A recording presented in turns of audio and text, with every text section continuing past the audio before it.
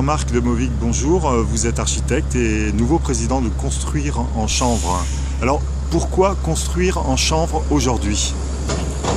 Alors effectivement, nous avons un des rares procédés qui dépollue l'acte de construire, c'est-à-dire que plutôt que de balancer des millions de tonnes de carbone dans l'atmosphère, nous, au contraire, on préserve le climat avec ce type de construction.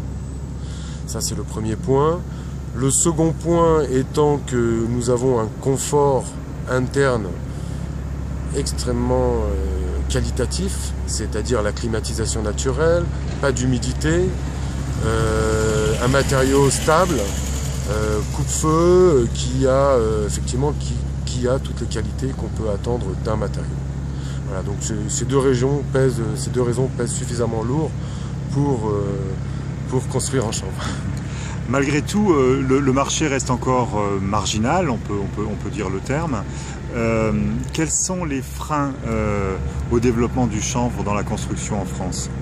Alors effectivement, le marché reste encore un peu marginal. On est à un équivalent de 1000 maisons an, mais bon, sur des procédés de rénovation, sur des procédés différents, puisqu'on aborde tout type de travaux. Les freins particuliers, c'est qu'on est obligé de tout réinventer puisqu'il n'y a aucun système constructif qui ressemble au nôtre. C'est-à-dire, nous sommes sur des formes de remplissage de béton de chanvre, si vous voulez, isolant, donc on n'a pas besoin d'isolation rapportée, etc. Donc on est sur un système qui n'est pas référencé. Donc nous sommes obligés d'établir tout ce référentiel et toute cette validation des méthodes et des fabrications et diverses choses qui permettent de pouvoir travailler avec le béton de chanvre. Voilà, donc ça c'est un des premiers blocages. Donc ça c'est tout le travail de l'association qui est effectivement de déverrouiller progressivement. Donc on a déjà les règles professionnelles qui sont un point essentiel de notre activité, qui permettent à chacun de pouvoir construire en chanvre.